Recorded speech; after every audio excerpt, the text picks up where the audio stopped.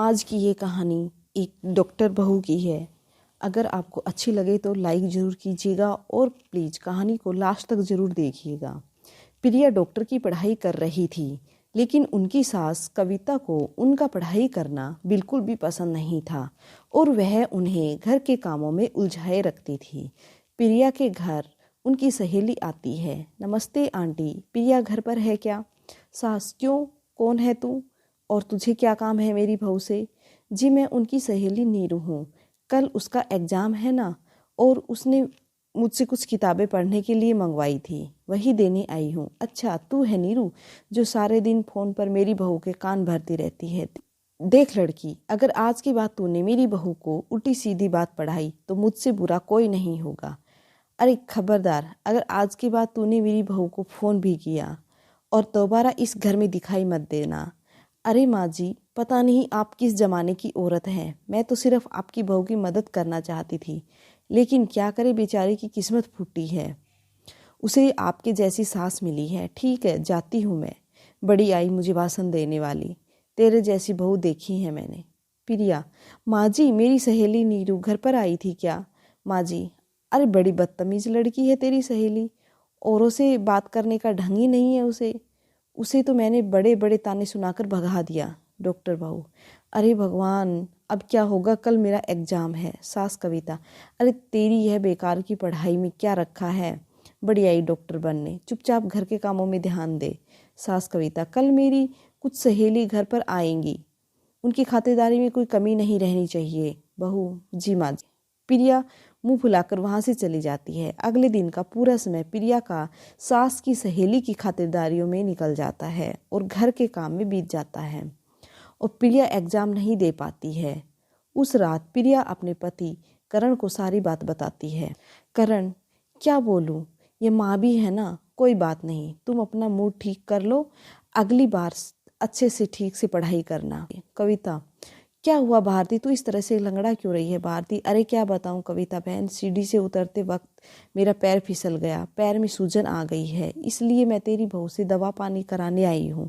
कविता: मेरी समझ में नहीं आता, लोग छोटी छोटी बातों को लेकर डॉक्टर के पास क्यों आते हैं? अरे तेरा पैर मुड़ गया है न, बस ला मैं अभी इस पैर को ठीक कर देती हूँ।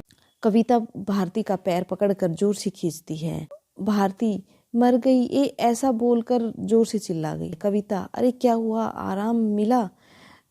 एक तो मेरा पैर पहले से मचका हुआ है, कहीं ऐसा ना हो कि ज़्यादा और हो जाए, रहने दे तू, अब मैं चलती हूँ। और वह चली जाती है। थोड़ी देर बाद प्रिया घर आती है। माँ जी: अरे कहाँ मर गई थी सुबह से? प्रिया: माँ जी मैं अपनी किताब लेने गई थी। प्रिया अपने कमरे में चली जाती है। माँ जी: अच्छा, इन किताबों ने तेरा दिमाग खराब कर रखा है, ये किताबें ही सारी मुसीबत की जड़ हैं। थोड़ी ही देर में पेपर बस्ती लेने वाला, खाली बोतल लेने वाला चिल्लाता हुआ वहाँ से गुजरता है। सास ने बहू की सारी किताबें पेपर वालों को दी। पेपर वाला बोला, ये तो अंग्रेजी में लिखी हुई किताबें महंगी हैं। कविता बोली कि तू लेकर जाता है कि नहीं?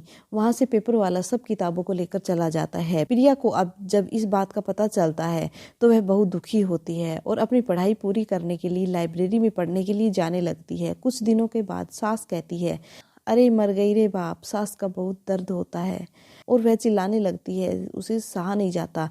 बेटा कपिल: क्या हुआ माँ, तुम्हारी तबीयत बिगड़ जा रही है? वह बंगाली बाबा की दवाई नहीं लाई। माँ कविता: अरे नाम मत ले उस ठगी को, वह खुद का उपचार ही नहीं कर सकता, मेरा क्या खाक करेगा। बेटा कपिल: बेटा ठीक है ना, मैं प्रिया को फ़ोन करके बुलाता हूँ। प्रिया लाइब्रेरी में बैठकर पढ़ाई कर रही है, तभी उनके पति कपिल का फ़ोन आता है। प्रिया कहती है, जी बोलिए। कपिल: माँ की तबीयत ठीक नहीं है, जल्दी घर आ जाओ। प्रिया: जी अभी आती हूँ। थोड़ी देर के बाद प्रिया घर पहुंच जाती है और कहती है, क्या हुआ माँ जी? माँ जी: हाँ बहुत बड़ा बुखार है। प्रिया: फिक्र मत करो माँ जी, मुझे एक बार चेक करने दीजिएगा, सब ठीक हो जाएगा। माँ जी: माँ जी अच्छा ठीक है बहू, जैसी तेरी मर्जी। प्रिया कविता का चेकअप करती है। फिक्र न करो माँ, आपकी बीमारी समय रहते पता चल गई, ठीक हो जाएगी। अगर थोड़े दिन और गुजर जाते तो इन्फेक्शन ज़्यादा फैल जाता और लेने के देने पड़ जाते। प्रिया अपनी सास को एक इंजेक्शन लगा देती है और कुछ दवा खाने के लिए देती है। प्रिया, अब आप एकदम ठीक हो जाएंगी। कुछ दिन के बाद कविता पूरी तरह से ठीक हो जाती है। अपनी बहू के साथ किए गए बुरे बर्ताव से कविता को बहुत पछतावा और शर्मिंदगी महसूस होती है। वह अपनी गलती का पश्चाताप करने के लिए अपनी बहू को उसकी किताबें लाकर देती है। सास कविता, मुझे माफ़ कर दो बहू, अगर सही वक्त पर मेरा इलाज नहीं होता तो पता नहीं क्या होता। तो ये स्टोरी आपको कैसी लगी? अगर कहानी पसंद आई है तो लाइक ज़रूर कीजिएगा। इसी तरह की और वीडियो के लिए प्लीज़ चैनल को सब्सक्राइब कर लीजिएगा। Okay, thank you friends.